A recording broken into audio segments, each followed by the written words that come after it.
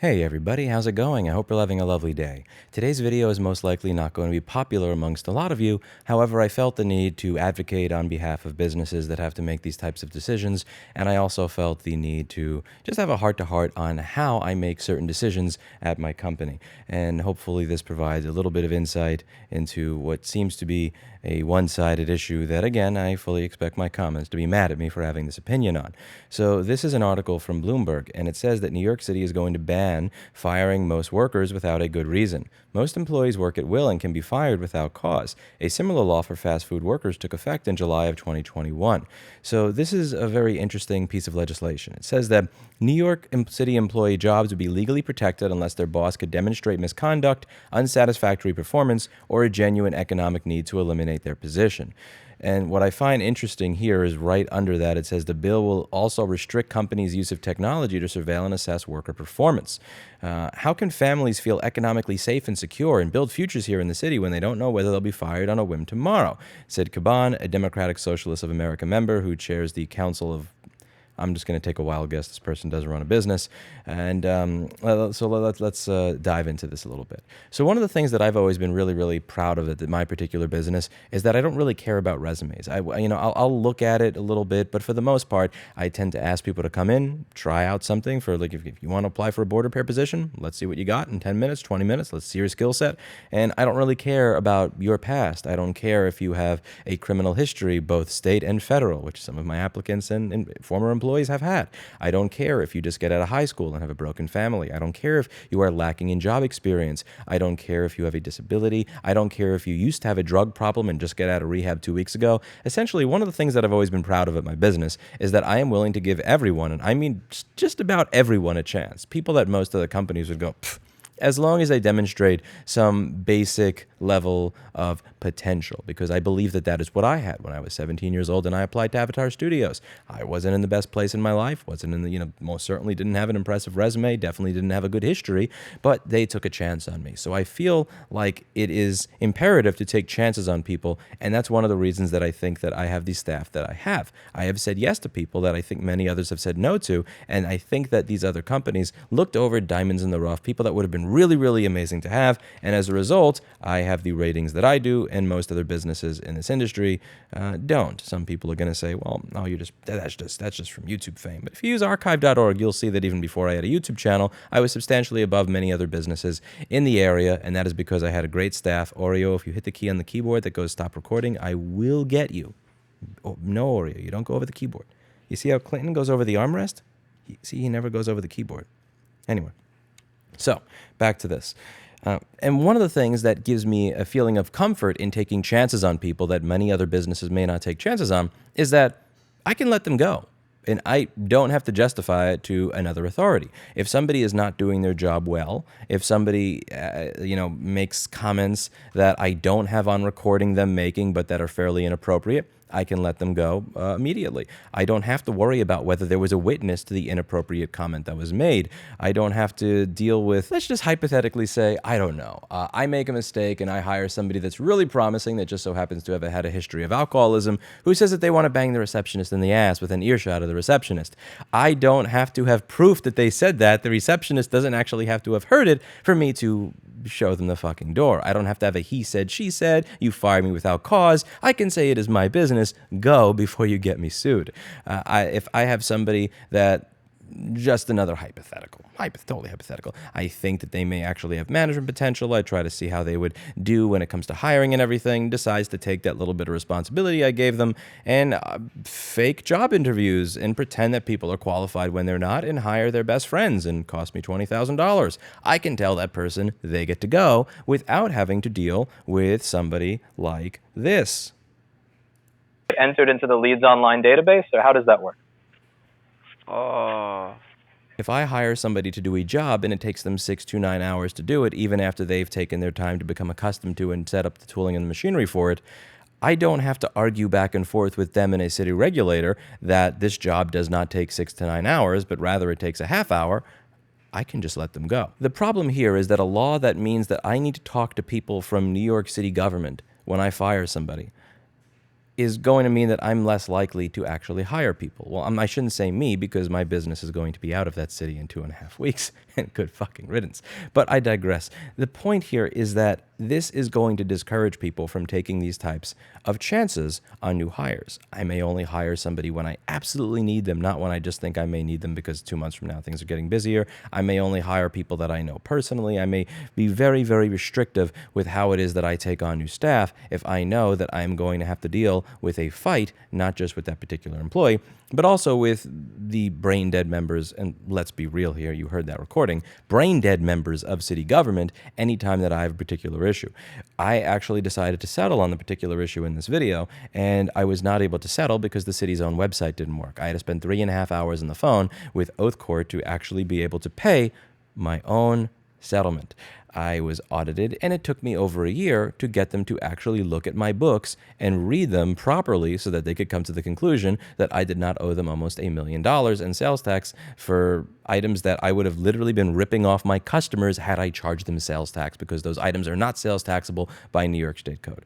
When you say that I am now going to have to deal with the government for something like that's very, very contentious, because again, many people are going to disagree on why a particular employee is fired, this means that I'm not taking chances on people anymore. I am only hiring the guaranteed slam dunks. I am not going to hire the person that had a history of drug addiction. I am not going to hire the person that had a criminal record. I'm not going to hire the person that doesn't have the background and everything else. And that's sad, because you're going to miss out on a lot of people if you don't hire the maybes, because there may be a fight with the city government when it comes time to let that person go. Because these things can be very, very, very subjective. And as I went over in this video, the actual law in the city apparently is subjective enough that they can't even explain to me how to obey it, much less when it comes to things that are much more subjective, in my opinion, as to whether or not somebody has been performing well at their job. What I also find interesting here is that the bill will restrict companies' use of technology to surveil and assess worker performance. So I need to demonstrate that they have unsatisfactory performance, but I cannot assess your performance using technology. Now, to be clear, my company is not one of those companies where I'm checking how many words you type per minute when you're doing customer service. That shit's kind of weird. However, there are some basic things that I have in place. If you are answering customer service emails, I want to know how long does that email remain unread before you answer it. That, in my opinion, is fair. If I have a customer that has an email that is unread for 3 days, that customer is more likely to be mad than a customer whose email was only unread for 2 minutes. This is important in determining whether or not a customer service person is responding to tickets quickly and doing a good job. We also have something in place that's not even necessarily for surveilling the employee so much as it is for help with bargaining, with timing tickets. So I can see how much time was spent on a particular ticket by a particular technician. This isn't even something I thought of doing because I wanted to surveil their performance. It's just helpful with bargaining. So if somebody calls in and is, really bargaining and wants a discount, I can look and see, okay, we spent 3 minutes on your ticket. You know what? I'll give you a discount. Or I can log in and see, oh, it looks like Steve spent 18 hours on your data recovery, no discount for you. But stuff like this is really helpful. And stuff like that is stuff that I may or may not be able to use under this bill. So essentially, you're going to be legally protected unless I can demonstrate that you have unsatisfactory performance, but you're also going to take away my abilities to actually measure your performance using technology, which again is a very, very broad definition. Again, if you're saying I cannot see how many words you're typing per minute, I cannot use screen capture software on you, I can kind of understand that. But there are several elements of technology that I do use to be able to assess not just my employees' performance, but also my own, so that I can see if I'm actually having a good week or if I should take a vacation, that I'm not going to be able to use because the socialist that has never run a business in their life doesn't think I should. And you see where this starts to kind of piss me off. And it's not one of these things where I'm against all laws. Having a 25 mile per hour speed limit on 27th Street in New York City when you see how crowded it is kind of makes sense versus a 55 mile an hour speed limit. Anti-pollution laws, environmental legislation makes sense. Even right to repair with something like making a manual or a schematic PDF file available. To follow a piece of right to repair legislation, it's actually fairly simple. Make available that document that you make available to your own internal service centers and charge us for it. Like, if I'm able to buy this PDF, you have done your job. It doesn't have this subjective gray area. And I really want you to think about this. How much arguing is going to be potentially put into place as a result of this? How many people have disagreements regarding whether or not it was fair that somebody was fired. But more importantly, conversely, how many people have wondered why their coworker who does a quarter the amount of work that they do still has a job when they think they should be fired? How many of you have had somebody that you work with where you do most of the work and this person is just staying there not doing anything, where your manager now disagrees with you and your manager says, no, that person does the same amount of work as you. There's no reason for us to get them in trouble at all. We think that you should just stop complaining. I mean, there's a lot of disagreement here. There's a lot of room for subjective disagreement here. And to start by implementing this law in a state that has, in my opinion, one of the most fucked up governments in the entire country, that's a bit of a mess. That's a bit of a mess. And if I still had my business in New York City, which, thank God, very soon, I won't, I would still hire people. But you bet your ass I'm not taking chances on the same type of people that I used to. And like that's the thing that I really want people to understand here. I want people to feel like they have some sort of sense of security in their jobs. But a big part of this is feeling comfortable to hire new people at all, feeling comfortable to hire and expand at all. You know, one of the things that I've brought up in some of these videos is that I can make the same amount of money with 16 employees that I do with 4 employees. I can raise my prices a little bit. I can take in less business. I can offer, certain services less than I do now. But at the end of the day, expanding really does come down to a choice. There, for certain businesses, for certain industries, there really is not a lot of additional money to be made by quadrupling your gross income, because you are going to then quadruple your expenses. So whether or not you choose to expand really comes down to whether or not you want to say yes or no to a certain clientele or customer base. And when I have had those forks in the road, to be clear, before this law even became a thing, I decided that I was going to take my business from the 12 to 16 employee mark and move it back down to the 4 to 7 employee mark. But if something like this were in place, I might not have even actually tried expanding up to 12 or 16 employees and then going back down to 4 to 7 because that's what made more economic sense for me. I might have just not done it at all. At the end of the day, just about everything that we do as business owners are gambles. They're rolls of the dice. We like to pretend that we're making this clear-cut decisions and we know exactly what's going to happen and what the risks are, but it's a roll of the dice for the most part. And what it comes down to when making these types of decisions are, what does it cost for that roll of the dice? If I'm hiring somebody new for a couple of months to try them out, when you add on workman's comp and payroll taxes, everything else, let's just say I can say, okay, that's going to cost maybe $8,000 to $16,000. Okay, that may be worth a roll of the dice on you.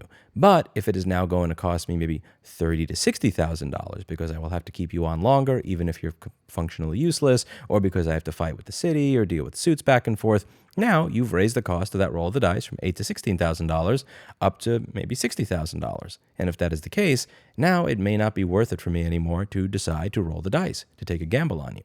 And I think that that would be a sad thing. And I think it would be disingenuous to claim that this is not a risk when you're introducing a bill like this from, again, somebody that has never run a business in their life, which tends to be most of the people in the New York City Council. But that's a topic for another video. To be clear, I understand that there are employers in the United States that are pieces of shit. I am sure that many people have stories of employers in the United States being absolute, utter pieces of garbage. But what I find when it comes to legislation in New York City and New York State is they often wind up punishing everybody because a small group of people at one point in time were assholes, and that the people that they wind up punishing were people that didn't actually do anything wrong. So I'm just telling you what my mindset is as a business owner and how it is that my mindset would be changed if something were passed into law like this with regards to hiring. Feel free to leave your comments down below. You're welcome to tell me, do you think that I'm an absolute asshole for not wanting to argue with people like the people in this video over hiring and firing people, and just for making the decision that if something like this passed, I would just keep my business small and choose not to expand?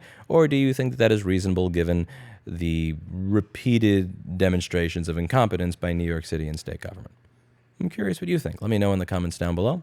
I might address this further or have a conversation back and forth in a live stream over the next few days, but I'm going to be a bit busy. I do have a truck to unpack tomorrow with a lot of stuff coming from the old store over to the new location, and over the next few days I will be opening it in a state where I don't have to worry about this. You know, here's a funny thing, by the way. Here's a funny thing. So in New York City, here's a funny thing I want to share with you. To do what I do, I need 3 licenses. You need a license to fix computers. You need a license to sell computers. And I shit you not, these 2 licenses are not enough. You need a license to sell fixed computers. So again, a license to fix, a license to sell, a license to sell fixed, because these two licenses don't talk to each other. So when I arrived here, I called the city and I asked it, like, I can't find on your website, on the government website, where it is I apply for the license for what I do. And she asked what I did, and I told her, and she goes, "Oh, that's because there is none." And I'm like, "Are you sure?" And the woman on the phone said, "Yeah." And I go, I don't know if I believe that." And she goes, "You must come from New York." And I started laughing, and like, "Yes, I do." And then I wound up calling a couple of places of state government, because I just fundamentally didn't believe it. I'm not going to have to worry about this, because there's nobody to come in and find me for this type of stupid bullshit, because there literally isn't a license. I tried to literally ask the person from the Department of Consumer Affairs, "How do I obey your own stupid fucking law so I don't get in trouble?" And they could not tell me. And they still have not told me, almost 2 years in. But now, I don't have to worry about it, because there isn't a license for it. Here, I don't need a license to sell, a license to fix, and a license to sell fixed, so that you can get $1,000 or whatever every year and a half for the privilege of being able to fine me for laws that you don't say. I have a smile on my face. Yes, I'm going to be dealing with less of this stupid bullshit. And that makes me happy.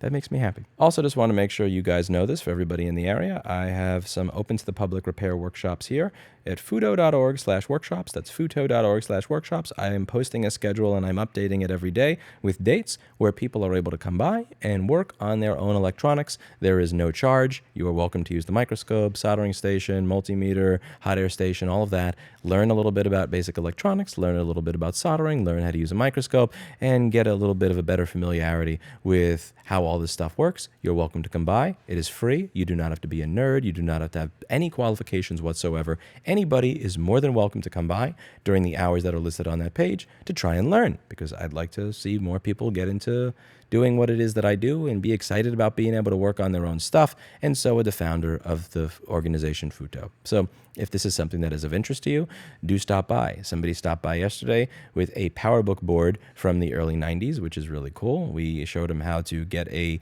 pad to show up again after a capacitor had leaked on it and kind of corroded the pad. We showed him how to get that back. There was somebody else that showed up with a few MacBook motherboards. He wasn't really good at reflowing or replacing VGA chips at all. And after 2 hours, he got a little bit better at it. We had somebody come by that had some leads sticking out of something. There was a bunch of people came by with a bunch of different projects. And I'm hoping to get more and more people involved in what it is we do here, and more people to feel like they have that confidence that they can do it on their own. To think, I can do it, rather than what this guy does on the screen is magic or impossible. Anyway, that's it for today. And as always, hope you learned something. I'll see you all in the next video. Bye now.